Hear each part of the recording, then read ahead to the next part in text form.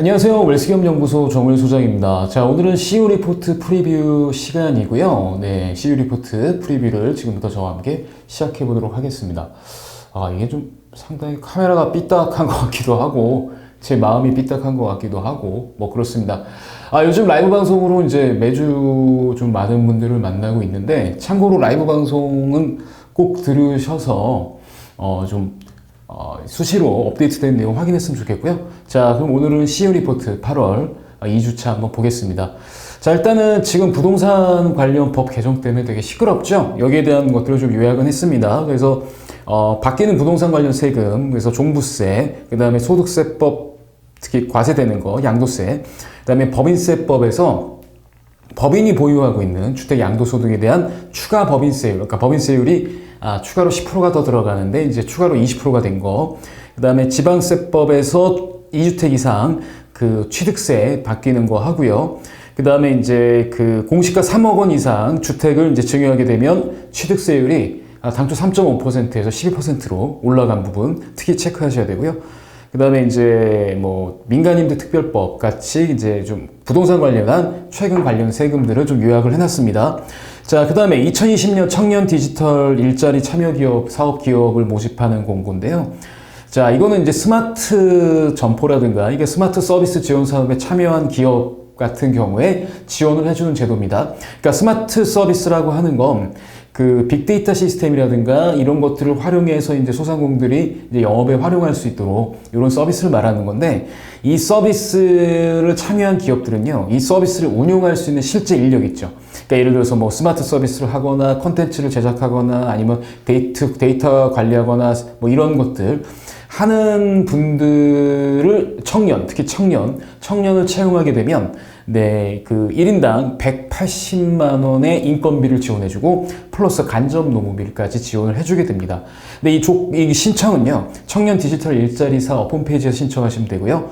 전월말 기준 근로자 수의 그 한도로 지원을 해주면서 한 기업당 최대 30명까지 지원을 해줍니다. 그래서 만약에 스마트 서비스를 가지고 빅데이터나 이런 걸 활용하는 정부 사업에 참여하신다면 충분히 이것도 지원할 수 있는 시책이 되지 않을까 싶습니다.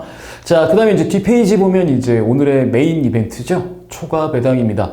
제가 계속 말씀드렸지만 2020년 지금 8, 9, 10, 11, 12 이 남은 기간에는 세법 개정안 이슈 중에 가장 강력하고 지금 바로 실행 가능한 이슈인 초과 배당 이슈를 활용하시면 됩니다.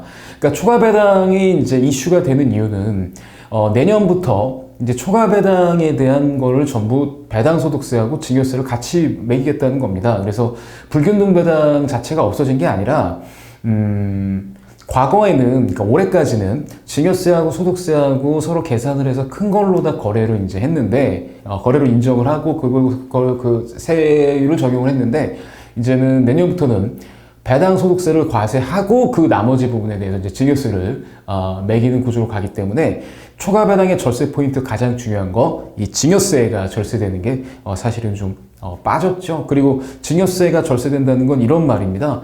과거에는 이제 이 소득세가 높아서 배당 소득으로 간주가 되면 다른 증여와 합산이 되지 않았는데 이제는 다른 증여와 합산이 된다라고 보시면 되겠죠. 그래서 이게 초과 배당이 이제 아마 증여세 절세할 수 있는 초과 배당은 올해가 마지막일 것이다. 그래서 올해 웬만하면 혹시나 여력이 되시면 초과 배당을 꼭 활용하십시오라고 하시면 좋을 것 같습니다. 그리고 이제 초과 배당 같은 경우 대신에 전문가랑 좀 실행을 하셔야 되는데, 일단은 사전 증여를 하셨는지 여부, 만약에 사전 증여를 하셨으면 초과 배당 계산을 할 때 증여냐 소득세냐 판정을 할 때 증여세가 좀 높아지게 돼서 가능한 한 초과 배당 금액이 좀 작아지게 됩니다. 그 다음에 금융소득 종합과세하고 건강보험료를 부담하는 부분에 대한 충분한 안내가 돼 있어야 됩니다. 자, 2천만 원 이상 배당을 하게 되면 다른 이자 소득과 합산해서 2천만 원 초과하게 되면 종합소득세, 금융소득 종합과세가 되고요. 그 다음에 건강보험료도 이제 과세 대상이 되기 때문에 이 부분 좀 해결해야 됩니다. 그러니까 신경 쓰셔야 됩니다. 특히 건강보험 기준이 종합소득 3,400인데 그 금융소득 종합과세가 되는 이제 배당소득은 여기에 법인세를 이제 가산을 해서 계산을 하니까 실제로 3,400만 원이 아니라 약 3,260만 원 정도 다른 게 없다고 하면 이러면 이제 건보료 납입 대상이 되시니 이것도 신경 쓰셔야 되고요. 그 다음에 지금 현실적으로 12월 결산법인 같은 경우는 중간 배당 말고는 방법이 없어요. 그래서 중간 배당을 할 수 있는지 정관의 그 내용을 확인하셔야 되고요. 그 다음에 배당을 하시게 되니까 이건 불균등 배당이기 때문에 그 배당에 대해서 손해보는 주주의 동의가 필요합니다. 그래서 이런 서류들, 그 다음에 또 하나 이 중간 배당을 하게 되면 기준일을 이제 설정을 하셔야 되는데 기준일을 설정을 단축하게 되면 주주 전원의 동의서도 받아야 되거든요. 그러니까 이런 내용들까지 해서 같이 좀 체크를 하시고 그리고 기왕이면 전문가와 이 초과 배당을 진행하시는 게 좋다고 얘기를 해주시면 좋을 것 같아요. 저는 이렇게 생각합니다. 저 2020년에 자녀들이 이제 주주로 되어 있거나 가족 기업이라면 초과 배당을 통해서 증여세 절세 마지막을 누릴 수 있는 이제 진짜 마지막 기회입니다. 이거 꼭 고객들에게 안내해 주시고 우리 중소기업 대표님들이 부를 효과적으로 이전할 수 있는 카드로 활용 좀 해주실 수 있도록 안내해 주시면 정말 좋을 것 같습니다. 자, CU 리포트 8월 2주차. 자, 그러면 여기까지만 하겠습니다. 좋아요 눌러주시고요. 구독 버튼 눌러주시고요. 알람 버튼 꼭 눌러주시면 더 좋은 컨텐츠로 응답하겠습니다. 네, 그럼 여기서 이만. 안녕!